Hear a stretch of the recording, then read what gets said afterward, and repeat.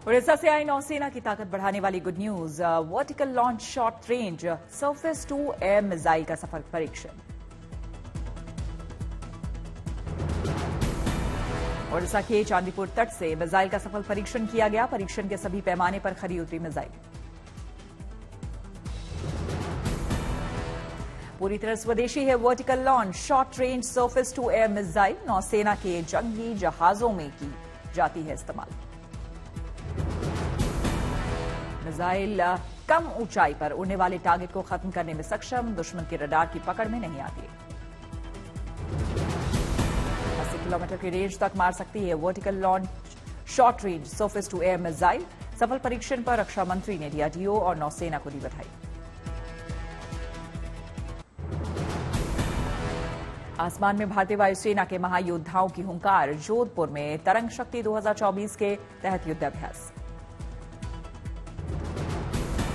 तरंग शक्ति 2024 युद्धाभ्यास के अंतिम चरण के गवाह बने रक्षा मंत्री राजनाथ सिंह या chief marshal V R Chaudhary भी रहे मौजूद।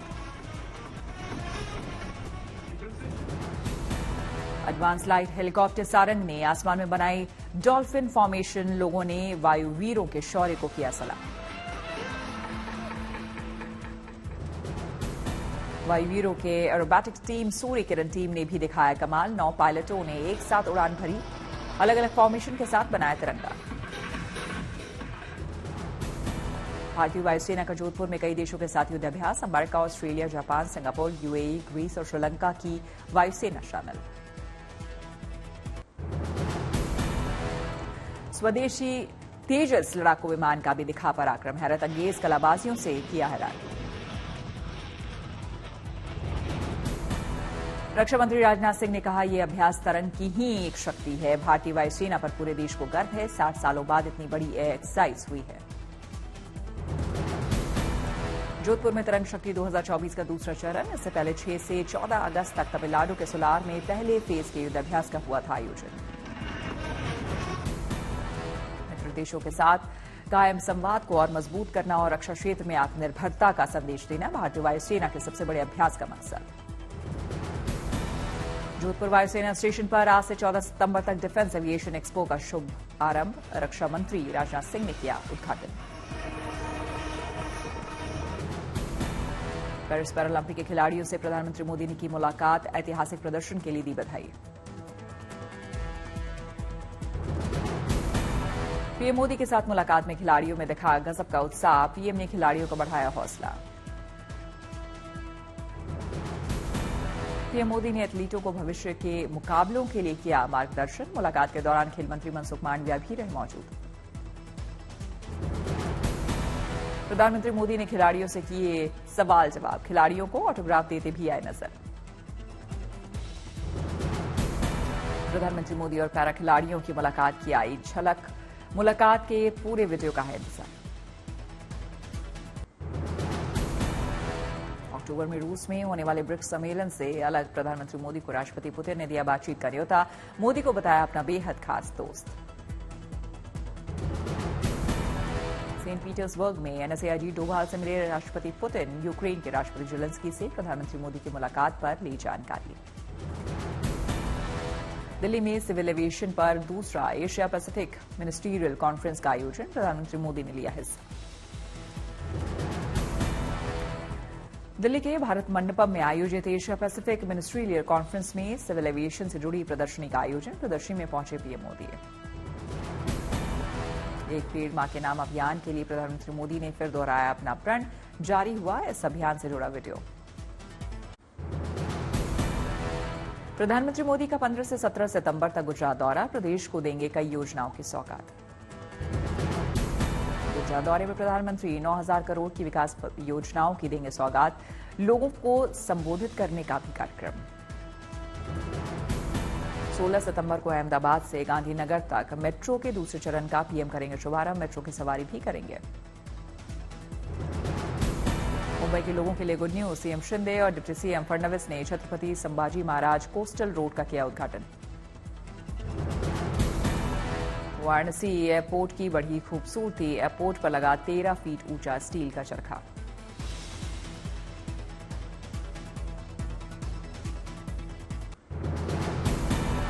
शेयर बाजार से आई शानदार खबर, रिकॉर्ड ऊंचाई पर पहुंचे सेंसेक्स और निफ्टी। सेंसेक्स ने पहली बार पार किया 83,000 का आंकड़ा, 470 अंक बढ़कर 25,389 पर बंद हुआ निफ्टी।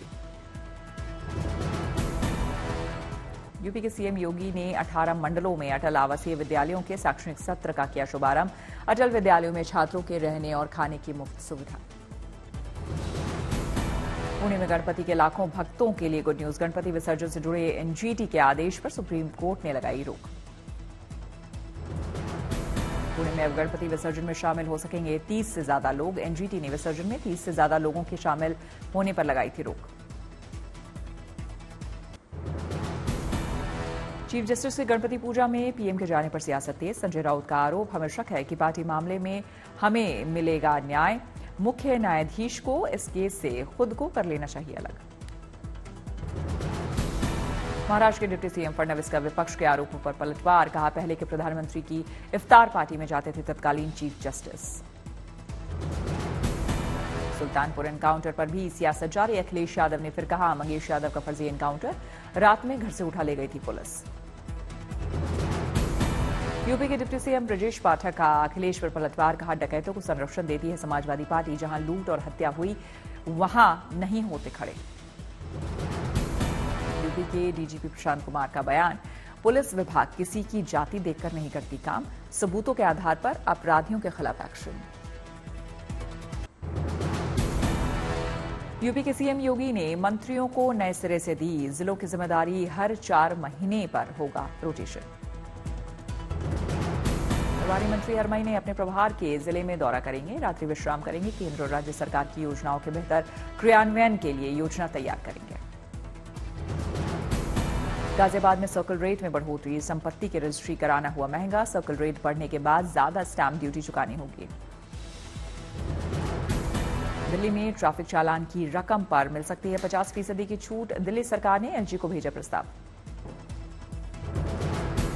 गुजरात सरकार ने बाढ़ प्रभावितों के लिए विशेष राहत पैकेज को दी मंजूरी, मंत्रिमंडल ने 1 महीने की सैलरी बाढ़ राहत निधि में दी। कोलकाता डॉक्टर मामले पर ममता सरकार और हड़ताली डॉक्टरों में तनातनी, मुलाकात के लिए इंतजार करती रही सीएम, बाद में कहा न्याय के लिए इस्तीफा देने के लिए भी तैयार, लेकिन वो नहीं चाहते हैं इंसाफ। डॉक्टर हत्याकांड के खिलाफ कोलकाता में बीजेपी का जोरदार प्रदर्शन, पुलिस से कार्यकर्ताओं की झड़प। कोलकाता के आरजीकर अस्पताल के पास संदिग्ध बैग मिलने से हड़कंप, बम निरोधक दस्ते ने किया निरीक्षण, निकले बोतल और कपड़े। कोलकाता डॉक्टर हत्याकांड के खिलाफ टीएमसी के राज्यसभा सांसद जवाहर सरकार ने दिया इस्तीफा, दिल्ली में राज्यसभा अध्यक्ष जगदीप धनखड़ को सौंपा त्यागपत्र। चंडीगढ़ के सेक्टर 10 में ग्रेनेड हमला मामले में मौके पर पहुंची एनआईए, खालिस्तानी आतंकियों के साजिश में शामिल होने का शक, सीएफएसएल टीम ने भी की जांच, एफआईआर दर्ज। सीपीएम महासचिव व पोलित ब्यूरो के सदस्य सीताराम येचुरी का निधन, 72 साल की उम्र में दिल्ली के एम्स में ली अंतिम सांस, परिवार ने एम्स को दान किया शरीर। सीताराम येचुरी के निधन पर प्रधानमंत्री मोदी ने जताई संवेदना, एक्स पर लिखा वो लेफ्ट के लिए प्रेरणा की रोशनी थे, सांसद के तौर पर उन्होंने बनाई अपनी पहचान। नेता विपक्ष राहुल गांधी ने भी येचुरी के निधन पर जताया शोक, कहा मेरे मित्र थे सीताराम, भारत की असली सोच के थे संरक्षक। शिमला मस्जिद विवाद पर सीएम सुक्खू से कांग्रेस आलाकमान नाराज, सूत्रों के मुताबिक मामले को ठीक से डील करने का आदेश, जिससे बीजेपी को न मिले सियासी फायदा। शिमला के मस्जिद में अवैध निर्माण मामले के खिलाफ स्थानीय कारोबारियों ने बुलाया बंद, पोस्टर बैनर के साथ निकाला मार्च।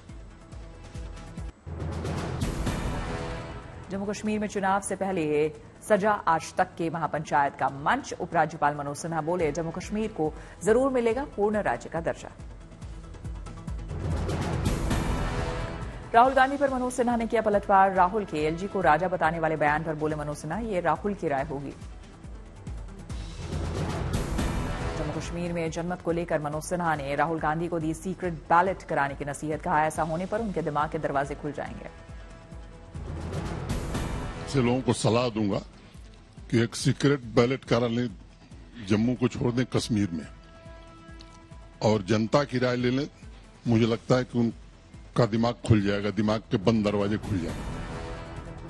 विकास पर बोले उपराज्यपाल मनोज सिन्हा, अगर जम्मू कश्मीर की जनता कहेगी नहीं हुआ विकास कार्य तो यहां से चला जाऊंगा। गणपति महोत्सव का छठा दिन, विघ्नहर्ता के पंडालों में भक्तों का लगा मेला।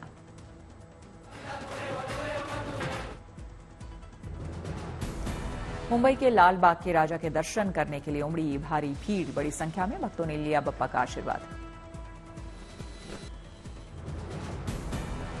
लाल बाग के राजा के दरबार में लगा चढ़ावे का अंबार, श्रद्धालु अपनी खुशी के मुताबिक नगद, सोने, चांदी का चढ़ा रहे चढ़ावा।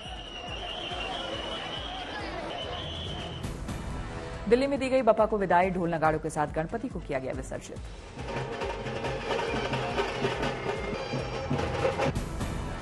आगरमालवा में गणपति उत्सव की रौनक, चिंताहरण गणेश मंदिर में पूजन के लिए लगा भक्तों का तांता। रंग बिरंगी रोशनी से जगमगाया गणेश मंदिर, भगवान की माला में फलों का भी किया गया इस्तेमाल। गुजरात के अंबाजी मंदिर में भक्तों का मेला, 7 दिनों तक रहेगी मेले की धूम। अंबाजी मेले की तैयारियां पूरी, 7 दिन में आएंगे 50 लाख से भी ज्यादा श्रद्धालु। मेले की सुरक्षा में लगाए गए 5000 से ज्यादा पुलिसकर्मी, 350 से ज्यादा कैमरों से की जा रही निगरानी। तिरुपति में कर्नाटक के गवर्नर ने किए भगवान बालाजी के दर्शन, पूजा पाठ कर लिया आशीर्वाद। उत्तराखंड के चमोली से आई शानदार तस्वीर, नीति घाटी के ऊंचाई वाले इलाकों में हुई सीजन की पहली बर्फबारी। चीन सीमा के पास नीति घाटी, पहाड़ों पर बिछी बर्फ की सफेद चादर, आसपास के इलाकों का गिरा तापमान।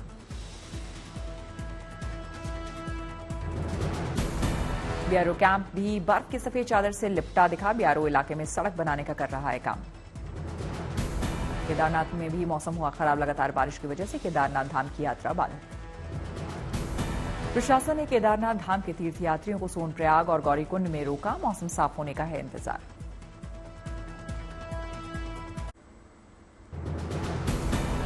लगातार बारिश से केदारनाथ धाम का तापमान 7 डिग्री तक पहुंचा, मौसम साफ होने पर शुरू होगी धाम की पैदल यात्रा। मौसम साफ नहीं होने की वजह से हेली सेवाओं पर लगा ब्रेक, यात्री हुए परेशान। पिछले 24 घंटे में उत्तराखंड के ज्यादातर इलाकों में हल्की से मध्यम बारिश, नैनीताल, उधम सिंह नगर और चंपावत में हुई भारी बारिश। कुमाऊं, देहरादून, पौड़ी और हरिद्वार में भारी बारिश का रेड अलर्ट, उत्तरकाशी, रुद्रप्रयाग, चमोली के लिए जारी किया गया ऑरेंज अलर्ट। यूपी के औरैया में लगातार हो रही बारिश से किसान परेशान, मक्का की खड़ी फसल हुई प्रभावित।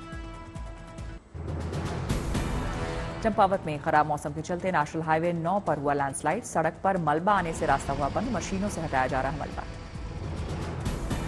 ऊना में नदी में आई बाढ़ बनी मुसीबत, नदी में कटान होने से पानी में बह गया मकान। दिल्ली एनसीआर में बारिश से मौसम खुशगवार, बारिश की वजह से दिल्ली के कई इलाकों में लगा जाम। मैनपुरी में भारी बारिश के चलते गिरी मकान की दीवार, हुआ भारी नुकसान।